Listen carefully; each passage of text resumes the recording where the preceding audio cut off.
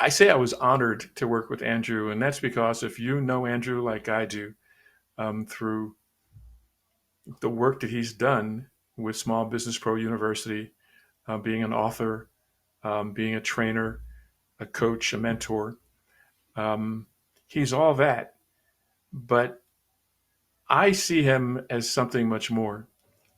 Before I co hosted with Andrew, I had a podcast of my own called Origin and Odyssey.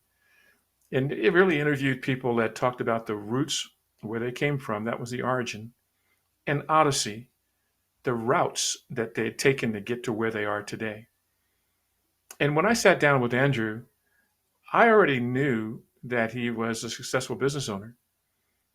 I already knew that before launching his business, he worked for a while at the Executive Leadership Council as one of the senior executives running that association.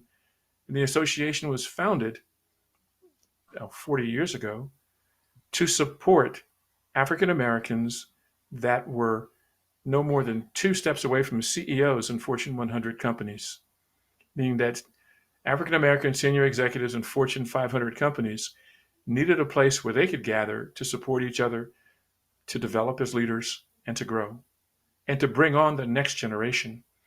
That's where I first met Andrew.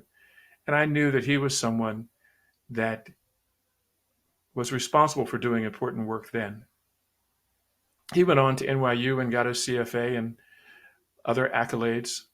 But when I got to sit down with Andrew and interview him on Origin and Odyssey to talk about his roots and the routes he'd taken to get here, at that time, that's probably 5 years ago now, I learned that from the moment that he sat in physics class and the teacher said, Andrew, are you paying attention? Andrew would nod and say, yes, I am. Because he was that smart that to the teacher, he looked like he wasn't paying attention, but Andrew already had the answers. He went on to MIT, and with a successful career at MIT, went on from there to become a naval officer running supplies on board ship, which I can't imagine what a job that would be on any large ship with a lot of Navy and Marine Corps people on board, keeping it supplied with everything they needed just to survive, but everything else that they needed for warfare, if it was to occur, that was his job. So when he was at ELC, well, I'll go even further back.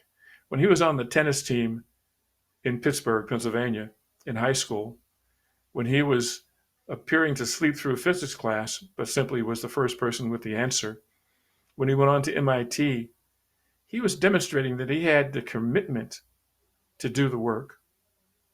When he went into the Navy as an officer, he learned more commitment and more about leadership.